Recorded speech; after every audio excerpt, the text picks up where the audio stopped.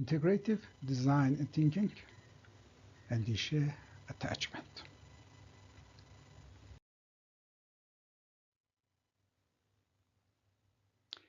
This is an attachment to the main presentation on integrative design thinking, Andishe.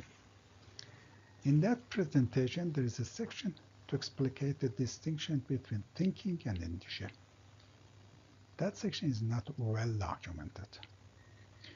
I'm adding this file as an attachment in lieu of that ill-documented section. What is Andishe, which can be written in two forms, that is, with E at the end or EH. In Farsi, which is a Rumi's language, there are two terms for thinking. One is tafakkur, which is routine, spontaneous, applied thinking. Example of it is thinking how to go home after work.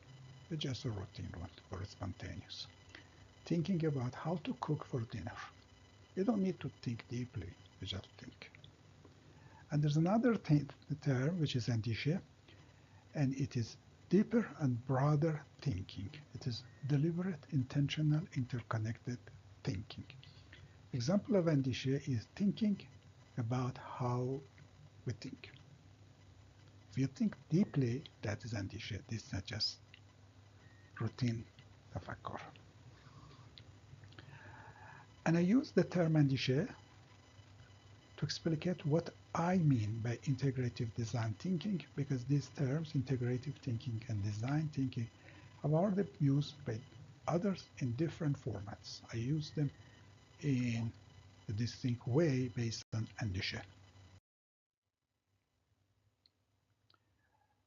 To make a distinction or to make a description of what I mean by thinking in Andishe, I will show you a picture and I go from there.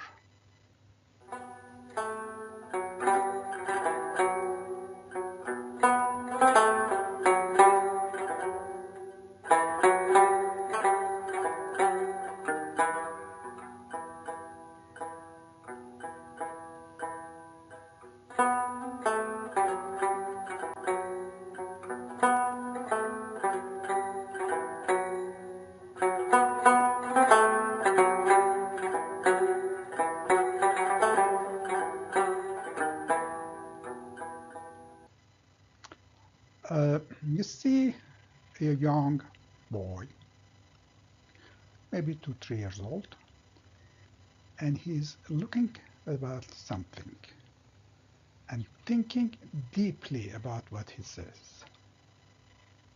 What he's thinking about, what he's doing, what he's amazed at.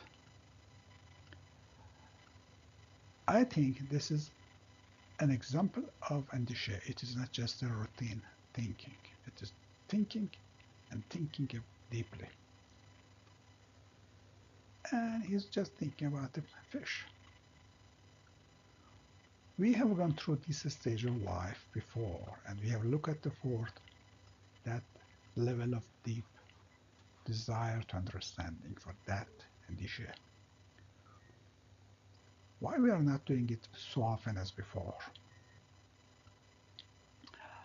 This is also another section of the picture. This is a cat. Very obviously, cat is not deep thinking, is applied thinking, how to grab a fish. And I think this is the best example I can say about the difference between thinking versus Andishe. One may argument that Andishe is limited to humans and thinking, and animals, they don't deep thinking. Actually, it is not the case.